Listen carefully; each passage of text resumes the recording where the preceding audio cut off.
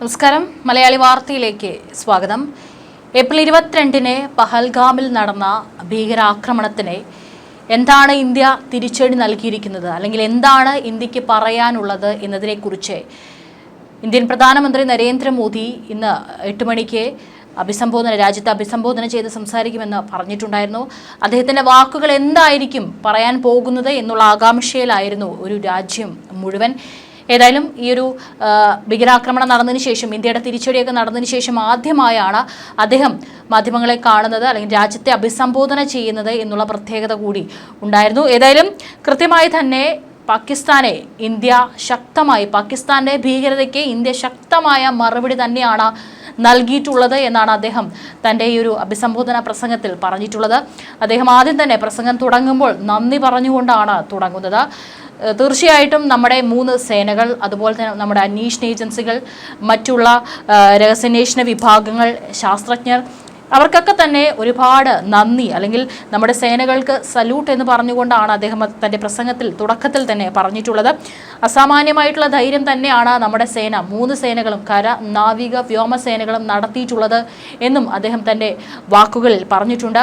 പിന്നെ അദ്ദേഹം എടുത്തു പറഞ്ഞിരിക്കുന്നത് ഈ ഒരു ഓപ്പറേഷൻ സിന്ദൂർ, തുടക്കം മുതൽ തന്നെ പറഞ്ഞിട്ടുണ്ടായിരുന്നു, സിന്ദൂർ എന്ന പേര് പ്രധാനമന്ത്രി നരേന്ദ്രമോദി തന്നെ തെരഞ്ഞെടുത്ത പേരാണെന്ന്.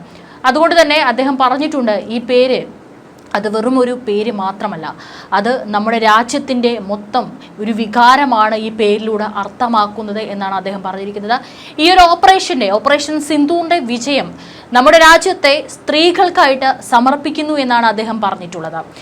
നമ്മുടെ സഹോദരിമാരുടെ കണ്ണീരിന്, അല്ലെങ്കിൽ അവരുടെ സിന്ദൂരം മായ്ച്ചു കളഞ്ഞ ഭീകരതയ്ക്കെതിരെയുള്ള മറുപടിയാണ്, അല്ലെങ്കിൽ അവരുടെ വിജയമാണ് ഈ ഓപ്പറേഷൻ സിന്ദൂർ എന്നൊരു പേരിലൂടെ നമ്മൾ തിരഞ്ഞെടുത്തതിലൂടെ അർത്ഥമാക്കുന്നത് എന്നാണ് അദ്ദേഹം പറഞ്ഞിരിക്കുന്നത്. മാത്രമല്ല, ഇന്ത്യ നടത്തിയിട്ടുള്ള അറ്റാക്ക് കൃത്യമായി കഴിഞ്ഞ ദിവസങ്ങളിലൊക്കെ തന്നെ നമ്മുടെ ആർമി ഉദ്യോഗസ്ഥരടക്കം തന്നെ എന്തൊക്കെയാണ്, എവിടേക്കാണ് ടാർഗറ്റ് ചെയ്തത് എന്നതിനെ കുറിച്ചിട്ട് കൃത്യമായി തന്നെ ഒരു ബ്രീഫിംഗ് പറഞ്ഞിട്ടുണ്ടായിരുന്നു. ഏതായാലും നരേന്ദ്രമോദി ഇപ്പോൾ ഒരു ബ്രീഫിംഗ് അദ്ദേഹം അഭിസംബോധന ചെയ്തപ്പോൾ കൃത്യമായിട്ട് ഭീകരരുടെ മടയിൽ കയറി തന്നെ, അല്ലെങ്കിൽ ഏതൊക്കെയാണോ അവരുടെ ടെററിസ്റ്റ് ക്യാമ്പുകൾ, ലോഞ്ച് പാഡുകൾ തുടങ്ങിയിട്ടുള്ള എയർബേസുകളിലൊക്കെ തന്നെ കൃത്യമായിട്ട് ഇന്ത്യ അറ്റാക്ക് നടത്തിയിട്ടുണ്ട്. അവർക്ക് അതിനുള്ള മറുപടി അവിടെ തന്നെ കൊടുത്തിട്ടുണ്ട് എന്നുള്ളത് അദ്ദേഹം കൃത്യമായിട്ട് പറഞ്ഞിട്ടുണ്ട്. ഏതായാലും ഭീകര കേന്ദ്രങ്ങളെ ഭാരതം ഭസ്മമാക്കിയെന്നാണ് അദ്ദേഹം തൻ്റെ പ്രസംഗത്തിൽ അഭിസംബോധന ചെയ്ത് സംസാരിക്കുമ്പോൾ പറഞ്ഞിട്ടുള്ളത്. ഓപ്പറേഷൻ സിന്ദൂറിലൂടെ നീതി നടപ്പാക്കി നമ്മുടെ രാജ്യത്തിൻ്റെ, അല്ലെങ്കിൽ നമ്മുടെ 26 സഹോദരിമാരുടെ, അവർക്ക് വേണ്ടിയിട്ടുള്ള നീതി നടപ്പാക്കി കഴിഞ്ഞു എന്നും പറഞ്ഞിട്ടുണ്ട്. ഏതായാലും ഭീകരതയുടെ യൂണിവേഴ്സിറ്റി കൂടി ഇല്ലാതാക്കിയിട്ടുണ്ട്. കാരണം ഈ ഒരു 9 ഭീകര കേന്ദ്രങ്ങളടക്കം തന്നെ പല ടെററിസ്റ്റ് നഴ്സറി എന്നാണ് അറിയപ്പെടുന്നത്. ഇവർക്ക് കൃത്യമായിട്ടുള്ള ട്രെയിനിങ്ങും പരിശീലനവും കാര്യങ്ങളൊക്കെ തന്നെ നൽകുന്നത് ഈ ആക്രമിച്ചിട്ടുള്ള ഈ 9 കേന്ദ്രങ്ങളിൽ വെച്ച് തന്നെയാണ്. അതുകൊണ്ട് തന്നെ ഭീകരതയുടെ യൂണിവേഴ്സിറ്റി ഇല്ലാതാക്കിയിട്ടുണ്ട് എന്നും പറഞ്ഞിട്ടുണ്ട്. ഭീകരരെ ഭൂമുഖത്ത് തന്നെ ഇന്ത്യ മാച്ചു കളഞ്ഞിരിക്കുകയാണ്. കൂടാതെ പറഞ്ഞിട്ടുള്ള മറ്റൊരു കാര്യമാണ്, ആണവായുധ ഭീഷണിയൊന്നും ഇന്ത്യയോട് വേണ്ട, അത്തരത്തിലുള്ള ബ്ലാക്ക് മെയിൽ ഒന്നും ഇന്ത്യയുടെ അടുത്ത് വില പോകില്ല എന്നുള്ളത്, അത്തരത്തിലുള്ള ഒരു നീക്കം നമ്മൾ വെച്ചു പുറപ്പിക്കില്ല എന്നും അദ്ദേഹം കൃത്യമായി പറഞ്ഞിട്ടുണ്ട്. കാരണം ഇന്ത്യക്കെതിരെ ആണവായുധമുണ്ട്, ഞങ്ങൾ ആണവായുധം പ്രയോഗിക്കുമെന്ന് പറഞ്ഞുകൊണ്ട് പാക് പ്രതിരോധ മന്ത്രിയും മറ്റുള്ള മന്ത്രിമാരടക്കം തന്നെ ഭീഷണി മുഴങ്ങിയിട്ടുണ്ടായിരുന്നു.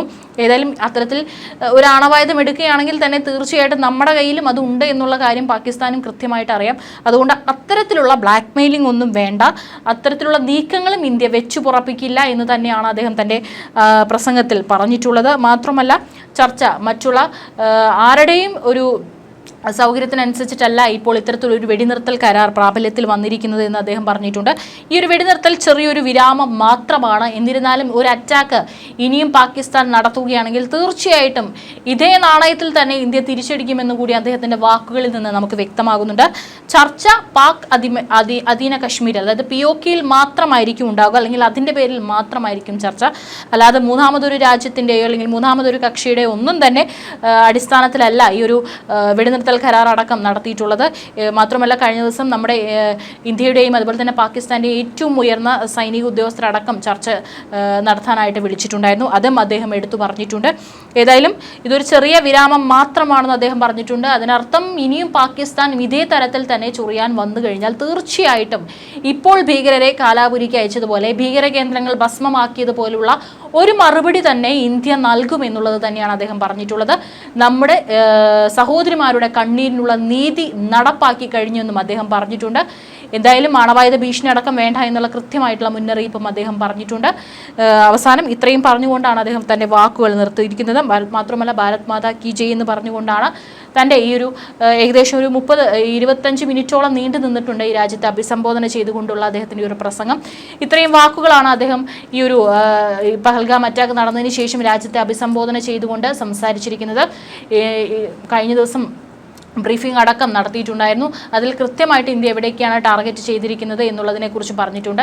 ഏതായാലും ഈ ഒരു വെടിനിർത്തൽ താൽക്കാലികം മാത്രമാണ്. എന്നിരുന്നാലും ഇനിയും പാകിസ്ഥാൻ തങ്ങളുടെ പ്രകോപനം തുടർന്നുകൊണ്ടിരുന്നു കഴിഞ്ഞാൽ കൃത്യമായിട്ട് അതിനുള്ള ചുട്ട മറുപടി നൽകുമെന്ന് തന്നെയാണ് നരേന്ദ്രമോദി തൻ്റെ അഭിസംബോധന പ്രസംഗത്തിൽ പറഞ്ഞു വെക്കുന്നത്.